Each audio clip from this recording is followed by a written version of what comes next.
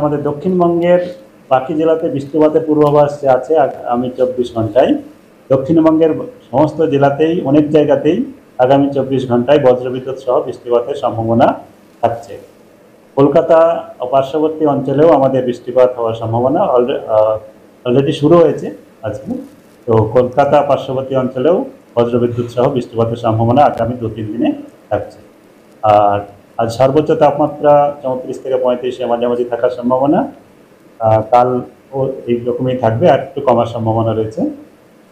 আর বৃষ্টিপাত তো আমি বললাম, এই আমাদের হচ্ছে পূর্বাভাস।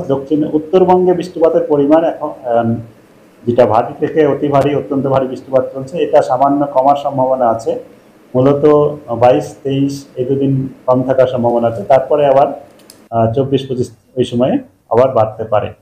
দক্ষিণবঙ্গে আগামী 3 দিন পর্যন্ত অনেক জায়গাতেই বৃষ্টিপাত হবে।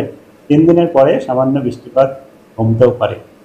আর কলকাতাতেও যেটা বললাম, আগামী 2-3 দিনে হালকা থেকে মাঝারি বজ্রবিদ্যুৎ সহ বৃষ্টিপাতের সম্ভাবনা থাকছে। আর মৌসুমী বায়ু প্রবেশের যেটা আমি বললাম যে আগামী 2-3 দিনের মধ্যে আমাদের দক্ষিণবঙ্গের জেলাগুলোর কিছু জেলাতে প্রবেশ করার সম্ভাবনা আছে। আজ যে বৃষ্টিপাত হচ্ছে এটা প্রাক বর্ষায় বলতে পারেন না। গুমোট অস্বস্তির ভাবটা কমে যাবে, অলরেডি আমাদের কিছুটা কমেছে। কারণ গত দুদিনে আমরা যদি বৃষ্টিপাত দেখি, কলকাতা তার পার্শ্ববর্তী অঞ্চলে কিছুটা বৃষ্টিপাত হয়েছে এবং মাঝারি ধরনেরও বৃষ্টিপাত হয়েছে। আমাদের ব্যারাকপুরে যেমন বৃষ্টিপাত পরশুদিন হয়েছিল 33 মিলিমিটার। গতকাল আমাদের বসিরহাটে বৃষ্টিপাত হয়েছে 5.1 মিলিমিটার। এরকমভাবে কলকাতা ও তার পার্শ্ববর্তী অঞ্চলে বৃষ্টিপাত হয়েছে। কলকাতাতেও ছিটে ফোটা কোথাও কোথাও পড়েছে। তার জন্যে গত দুদিনে আগের যে পরিস্থিতি ছিল তার থেকে কমেছে।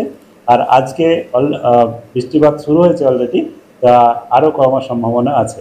আজকে আমাদের এখন সকাল 8:30 থেকে দুপুর 2:30 পর্যন্ত যে বৃষ্টিপাত হয়েছে 0.4 মিলিমিটার হয়েছে, যেটা কন্টিনিউ করছে। আলিপুরে, সরলেকে হয়েছে 0.5 মিলিমিটার। আর ডায়মন্ড হারবার, যেমন আমাদের এটা কলকাতার বাইরে বলছি, 7.0 মিলিমিটার।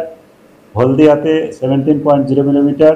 এই বৃষ্টিগুলো আমাদের এখনো পর্যন্ত রেকর্ড হয়েছে, যেগুলো আমাদের ডিপার্টমেন্টাল কিছু অবজারভেটরি আছে তার রেকর্ড। বাকি আমরা কাল সকালে আবার পুরো রিপোর্ট পাবো।